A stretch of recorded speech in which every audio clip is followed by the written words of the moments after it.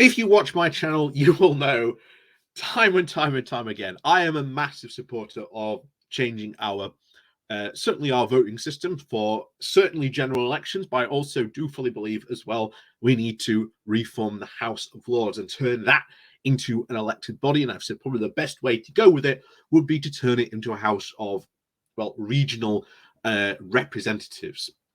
And I think that would be certainly the direction I'd like to see that go in itself. But in the forever moving forward, the campaign for PR, we have had certainly since 2018, we have had really a massive movement in the Labour Party to get PR on the national agenda and get it into Labour's manifesto to commit to a change of this. And originally, back when they first started, Labour for PR were laughed at, said, you'll never do this.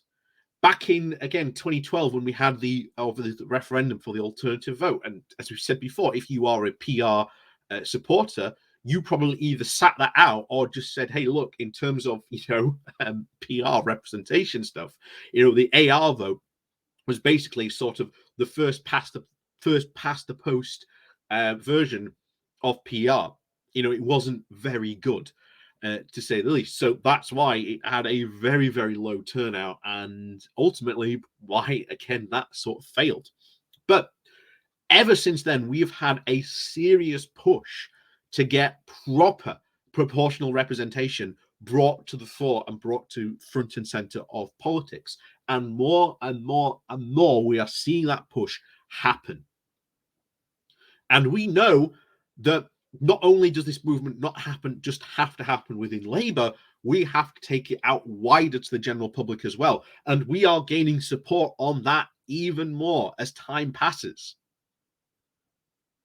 So, and to all the people who I always say, oh, you can't do anything if you join a political party. Just look at what Labour for PR has actually achieved.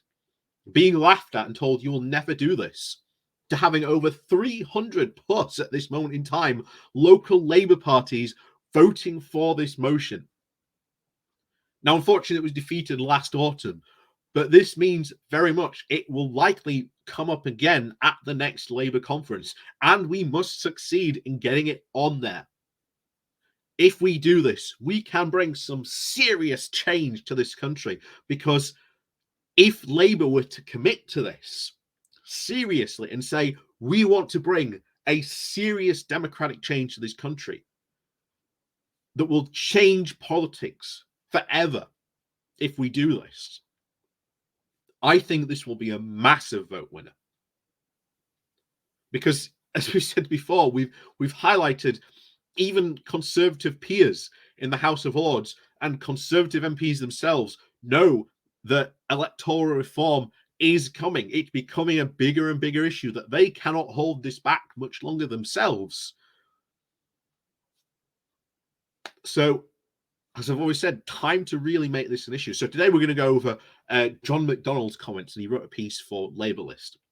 And I pretty much support all his sayings of this, that it's time to finish this and make sure that Labour backs PR.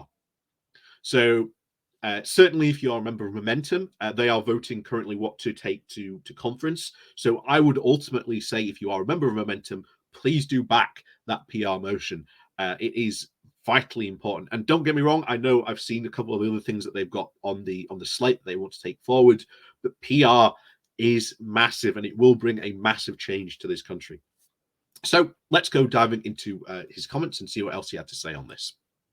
So, like I said, this comes from the Labour List with the title of "Let's Finish What We Started Last Autumn and Ensure That Labour Party Backs PR." Putin's invasion of Ukraine is a stark reminder of how precious democracy is. We should never take for granted access to basic human rights, the role of an independent media, and the right to fair elections. The erosion of democratic values can happen anywhere, and we in the UK are already sliding towards illiberalism. And Boris Johnson's approach to governing, his attitude towards the rule of law, and the deliberate undermining of parliamentary scrutiny are dangerous. In recent months, the government has tried to force through reactionary legislation of a kind more common associated with very authoritarian regimes within a functioning democracy.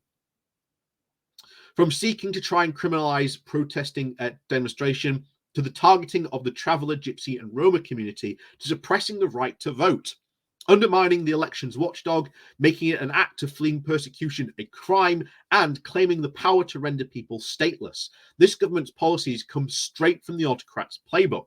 None of these measures would have been outside in the place of Donald Trump's America, or Viktor Orban's Hungary, or even Bolsonaro's Brazil, or Vladimir Putin's Russia. They should be of concern to everyone who believes in a fair and free democracy. We have all been enabled by our rotten. We've all been enabled by our rotten electoral system, which allows a party to govern almost without challenge if it has a large majority of seats, even if it got them with only a minority of the popular vote. We must resist this tide of authoritarianism bill by bill, clause by clause in Parliament, in the streets, and at the ballot box. But in the long run, the only real anecdote is a massive expansion of democracy in Britain. Little that was designed more than a century ago is now still fit for purpose today, and our constitution is no exception. The list of reforms we need is long, but reforming the voting system for Westminster must be at their heart. We must, as socialists, fight to have a system that reflects the wishes of the people. This year, Momentum is once again holding a Democratic Party policy primary to decide which issues to champion at the annual Labour Party conference. As with last year, there are many important policies vying for support, from public ownership to the humane asylum policy. But more than ever, I believe it is more strategically crucial than Labour committing to introduce proportional representation for general elections.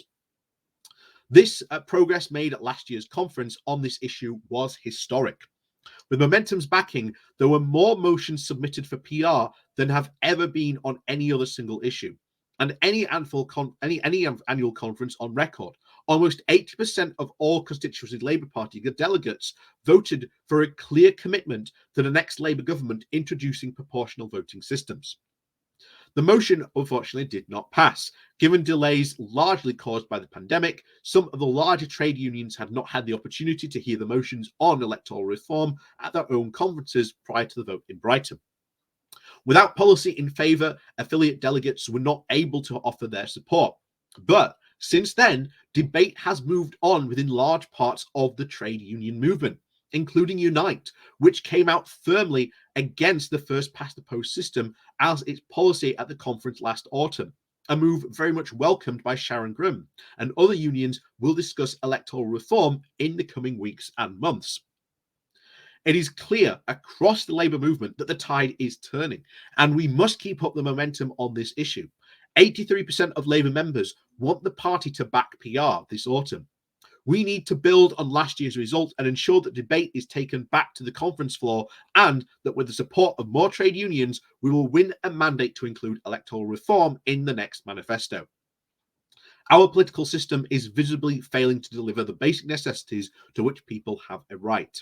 No majority voted for a spiraling cost of living crisis, and for the next generation will to be poorer than the last, or for the privatization of our remaining public assets, or the fatal slide towards climate catastrophe. Yet, this is what our system is delivering.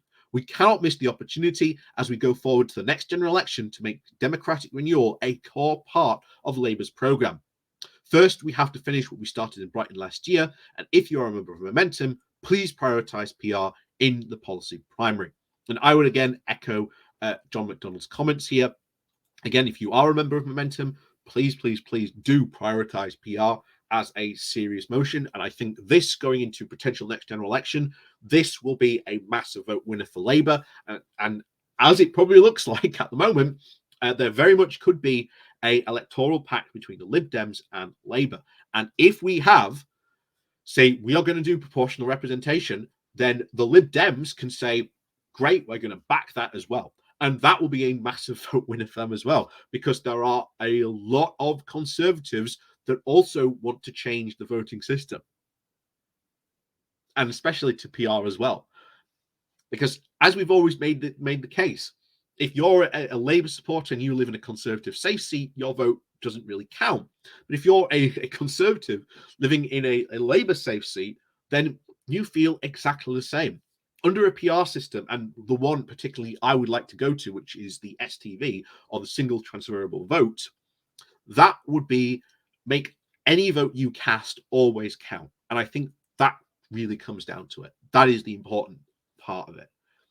There's obviously the issue people worry about. Oh, if we move to the system, we'll get rid of MPs. No, MPs can absolutely stay under a PR system, under a proportional under like a single transferable vote system. You can absolutely still have MPs. They will not go anywhere. But what you'll probably get now is certainly a more broader case for MPs. You may even get in some constituencies, depending on how big sort of the population is, you may get 2 MPs, which I think a lot of people might be quite happy with. So going forward, obviously, there's more and more build for this. I'm really happy to see the momentum build on this PR campaign. But now that we have it in Labour, the PR campaign needs to, I think, move to its next level, which is start to build not only just within the Labour Party, but more general support broadly, and start to explain to people what has gone on happened, what has happened within the election bill, what about the boundary changes, how that will affect the election, why the Conservatives have changed, why it affects the Conservatives broadly, how that affects obviously the integrity of the Electoral Commission. You can go on and on and on. But obviously, we have to start taking this forward. And we also have to start saying, if we have a PR system, this is how it would work. This is how a STV system would work in the UK. Now, of course, again, there are different versions of a proportional representative vote, but I think we need to start nailing down which system we're going to go with. So I do hope this sort of changes and sort of becomes, if this passes, this becomes start to build a more wider movement without the UK. Because if this again just goes to a referendum, we will need that support, and we will need to bring that change. We need to make people to understand that if this does go through, this will easily bring in one of the biggest democratic changes in the UK ever.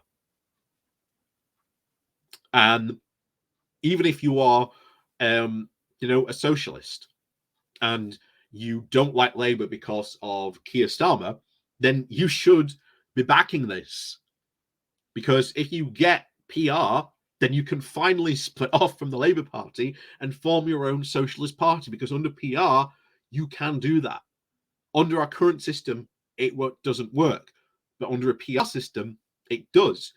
Labour can, well, none of the parties will have to be Big Ten issues parties. You can have these more smaller, you can have like the Socialist Party, like the Social Democrat Party, all these different sort of factions can come together under these different parties. But then at elections, you then have to learn to power share, which, of course, as we've said before, is a big issue. And of course, the left will have to learn to work together. But that's another issue for another time. We've discussed that before in other videos. But as always, thank you very much for watching. Please do remember to hit that like, share, and subscribe button. And of course, down below there are links to my Patreon page and a monetization link called Buy Me Coffee, where you can buy me coffee. And as always, thank you very much to all those people who do support the channel that way. And of course, we'll see you all next.